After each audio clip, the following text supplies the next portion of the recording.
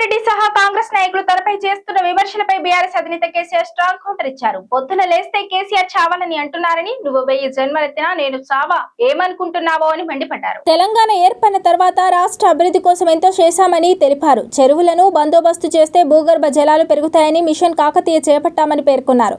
రైతులు కూడా ఒక ఉద్యమంలా ఇందులో పాల్గొన్నారు. అక్కడి నుంచి మొదలు పెడితే 10 ఏళ్లలో ఎన్నో చేశామని తెలిపారు. వట్టి మాటలు గప్పాలు కొట్టుడు కాకుండా ఎన్నో చేశామని తెలిపారు. ఈ 5 ఏళ్లలో మిషన్ భగీరథ కంప్లీట్ చేసి ప్రతి ఇంటికి నల్లా పెట్టి మంచినీళ్లు ఇవ్వకపోతే వచ్చే ఎన్నికల్లో నిలబడడం, ఓట్లు అడగమని శాసనసభలో నిలబడి చెప్పిన ముఖ్యమంత్రి ఉన్నారా అని అడిగారు.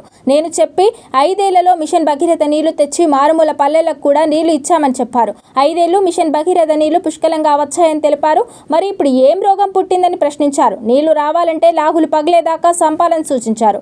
మంచు మాటకు కాకపోతే అంతే చేయాలన్నారు. పొద్దున్నేస్తే కేసీఆర్ సావాలని అంటాడని తెలిపారు. నువ్వు 1000 జన్మలెత్తినా నేను చావా, నా కొడుక ఏమనుకుంటున్నావో అని మండిపడ్డారు. ఈ సందర్భంగా ఒక కథ చెప్పారు. ఇళ్లలో ఉట్టి మీద ఎండిపోయిన చేపలు, రొయ్యలు దాచిపెడతారు.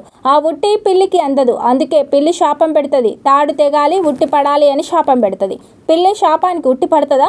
ప్రజల దీవెన, ప్రజల ఆశీర్వాదం ఉండగా ఈ ఎదవలు కేసీఆర్ చావాలంటే కేసీఆర్ చేస్తాడా అని ప్రశ్నించారు. జీవన్ రెడ్డి మాట్లాడుతూ తనకు 75 ఏళ్లు వచ్చాయని తెలిపారని కేసీఆర్ అన్నారు. తనకు కూడా 72 ఏళ్లు వచ్చాయని తెలిపారు. ఇక్కడ దరిద్రం పోయేదాకా టాప్ టు బాటం అన్ని వర్గాల వారు ఇది మా తెలంగాణ, మేము గర్వంగా బతుకుతాం, మేము సంతోషంగా బతుకుతామని అన్ని వర్గాల ప్రజలు తలెత్తుకొని చెప్పేదాకా మనం సేవ చేయాల్సిందేనని అన్నారు. చివరి శ్వాస దాకా తెలంగాణకు సేవ చేయాల్సిందేనని స్పష్టం చేశారు. 75 ఏళ్లు వచ్చాయంటే నడవదని జీవన్ రెడ్డిని ఉద్దేశించి కేసీఆర్ అన్నారు. మీకు ఇప్పుడు 50 ఏళ్లే, ఇప్పుడు మీ వయసు 25 ఏళ్లు తగ్గిపోయిందని అన్నారు.